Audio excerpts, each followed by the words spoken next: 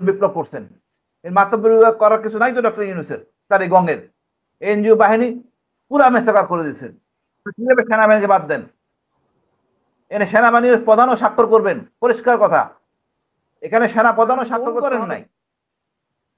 সেনাবাহিনী আজকে 1 বছর যাবত মাঠের মধ্যে ঘুরতেছে, বাইরে বাইরে ঘুরতেছে, আপনি তাকে অন করেন নাই। কতটা গাদ্দার আপনি জাতি! ডক্টর ইউনূসকে আমি মনে করি বেকুব টাইপের উপদেষ্টা, দেশটাকে বিপদে ফেলতেছেন উনি। কথা হলো আপা, আপনার ঘোষণাপত্র বলেন আর এই সনদপত্র বলেন, এটা কি যায় আসে আমি বুঝি না। কথা হলো আমাদের প্রচেষ্টা, আমাদের ইচ্ছা, সদিচ্ছা এখানে তো কমতি রয়ে গেছে। বিপ্লবটাকে আপনারা কলুষিত করে ফেলছেন। এখন আমি মনে করলাম ঘোষণাপত্র বা ঘোষণা সনদ সব মানলেন, ক্ষমতায় আমাদের রবিবারে গেলেন, আপনি কোনোটাই এক্সিকিউট করলেন না, আপনি কি করবেন? কি করার আছে? কিচ্ছু করার নেই। একটা ঐক্যমতে একটা বিএনপি মানলো না, আপনার কিচ্ছু করার নেই। আপনার উচিত ছিল এই ঘোষণাপত্রটা করে গণভোট করা। আজকে যারা বিএনপি আছে, আজকে যারা ধর্মীয় নেতারা আছেন বা এনসিপি আছেন, তারা কি জনপ্রতিনিধি? কে বলছে তারা জনপ্রতিনিধি? নির্বাচনিত হয় নাই। তার কে? তার কে বলছে তাদের স্বাক্ষর করার কথা? তারা স্বাক্ষর করার অধিকারই রাখে না। পরিষ্কার কথা, জনগণ বিপ্লব করছে, জনগণের থেকে ম্যান্ডেট নিতে হবে গণভোটের মাধ্যমে, পরিষ্কার কথা। এখানে আপনি ঘোষণাপত্র বা সনদ নিয়ে আমিও কনফিউজ, যে রবি ভাই বলছেন অবশ্যই। তবে আপনার উচিত ছিল প্রথম থেকেই গণভোট করা, জনগণকে সাথে নিয়ে। এই বিপ্লব হয়েছে জনগণের, কোন দলের না। আপনি দলকে জড়াচ্ছেন, জড়াইয়া এই ঐক্যমত করে ভেদাল লাগাইতেছেন কেন? আমি যাদেরকে জনপ্রতিনিধি স্বীকৃতি দেই না, তারা কোনো নির্বাচিত কেউ না। উচিত ছিল গণভোট করার, যেটা বিতর্ক সৃষ্টি হইতো না। উচিত ছিল এই এই যেটা সনদ বা ঘোষণা বলেন, বিদেশি রাষ্ট্রদূতকে সম্পৃক্ত করা, এটা রিচ হইতো, মানে সমৃদ্ধ হইতো। সেটা আমরা করি নাই। আপনি কি মনে করেন এই বিপ্লব হয়েছে, আজকে এটা ফিরে পাইছি, সেনাবাহিনী যদি আমাদের ওই সময় ঐক্যমত না পৌঁছতেন, সেনাবাহিনী গুলি ছুড়বে না? এটা বিশাল ব্যাপার। কয়েক হাজার রক্ত বেঁচে গেছে, মানুষের জীবন বেঁচে গেছে। আপনি কি বাদ দিতে পারবেন?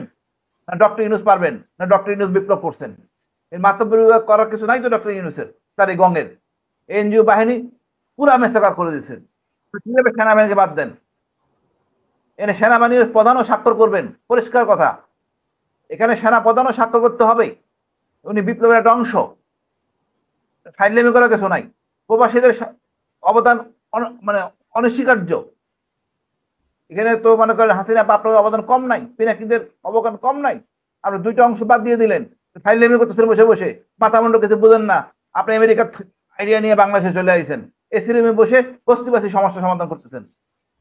এই ধরনের উদ্ভটদের বিচার কাঠগড় দাঁড় করাইতে হবে।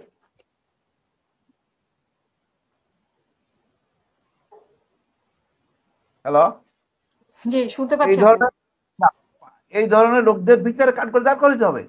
তার হবেন তারা, তাদের এই ভুলের জন্য। বিপ্লবটাই ধারণ করেন না। বিপ্লব কারা করছে? আমি তো নিজ চোখে দেখছি, রিক্সাওয়ালা বিপ্লব করছে, আম জনতা সবাই বিপ্লব করছে। তাদের কাছে কোনো ম্যান্ডেট নিছেন? আপনার রাজনীতিবিদদের সাথে কথা বলতেছেন, ফাইলামি করতেছেন বসে বসে, আর ওই যমুনায় বসে বসে, প্রবাসী মন্ত্রণালয়ে বসে বসে ভালো ভালো খাবার দাবার খাইতেছেন, পয়সা নষ্ট করতেছেন। আমি এটাকে চরম নেগেটিভ ভাবে নিচ্ছি, যে আমি দুঃখিত, আমার কিছু বলার নাই। আপনি সেনাবাহিনী বাদ দিয়ে কোনো কিছু করতে পারেন না। এই সেনাবাহিনী আপনার সাথে ছিল, সরকার এটাকে সাথে আনতে পারেনি সেনাবাহিনীকে, সরকারের ব্যর্থতা। তাহলে আজকে এত সমস্যা হইতো না। কেন এই আতঙ্ক নিয়ে কথাবার্তা, এগুলো কিছুই আসতো না। সরকার সেনাবাহিনীকে দূরে সরাই দিছে, যার জন্য তো সমস্যা হয়েছে।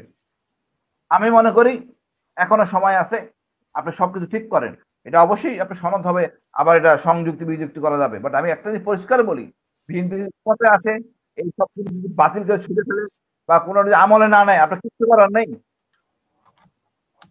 তা আমি মনে করি রবি আপনার ভাই, আপনার কাছে একটা প্রশ্ন রাখতে চাই যে আজকে মাহফুজা আজম যে বললেন যে 111 এর পদধ্বনি শোনা যাচ্ছে, পরে 1 ঘন্টা পরে উনি আবার তুলে নিলেন। আপনার কাছে এরকম কোনো কিছু মনে হয় কিনা? আমাদের সেনাবাহিনী গর্বের সেনাবাহিনী, এটা জনগণের সাথে আছে আপা। ও নিজের থেকে কিছু করবে না সেনাবাহিনী। সেনাবাহিনীকে সুশ্রী দেন, তাহলে তো সমস্যা হবে। আমি সেনাবাহিনীকে সুশ্রী দেন। আপনি এই যে একটা সনদ বানাইছেন, সেনাবাহিনীকে সংযুক্ত করেন নাই, সেনাবাহিনীকে করেন নাই। সেনাবাহিনী আজকে 1 বছর যাবত মাঠের মধ্যে ঘুরতেছে, বাইরে বাইরে ঘুরতেছে, আপনি তাকে করেন নাই। কতটা গাদ্দার আপনি জাতি।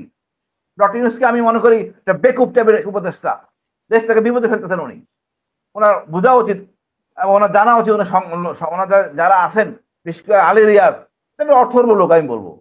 উনি আমেরিকাকে বাংলাদেশ মনে করে তো ভুল। জি আপনি একটা বছর ধরে সেনাবাহিনী বাইরে বৃষ্টি কাদা পানির মধ্যে দৌড়াদৌড়ি করতেছে, কোথায় যায় নাই তারা? আমি তাদেরকে বাদ দিয়ে আপনি একটা সনদ বানাইলেন, এটা আমি জানি না, মাথা মুন্ডু। আমি আমি আসলে অনেক লজ্জিত। অনেক ধন্যবাদ আমি আপনাকে। এই সরকারের প্রতি আমার খুব আস্থা ছিল, সকল কর্মে মধ্যে এর ভেটা লাগাই দিছে। উচিত সংযুক্ত করতে হবে, প্রত্যেকটা লোকের কথা বলতে হবে, জাতিসত্তার কথা বলতে হবে এবং এটাকে অন্তর্ভুক্ত করতে হবে। সবাই ঐক্যমতে আসবেন। আপনি যদি বিদেশি রাষ্ট্রদূতের স্বাক্ষর নেন, আনেন ওই অনুষ্ঠানে, সবাই দায়বদ্ধ থাকবে। তারপরে নিজেরা করছেন, কেউ মানবেন না আমি জানি না আপা, এটা কতটা সমৃদ্ধ হবে, এটা বিতর্কের সৃষ্টি করবে। ধন্যবাদ আপা।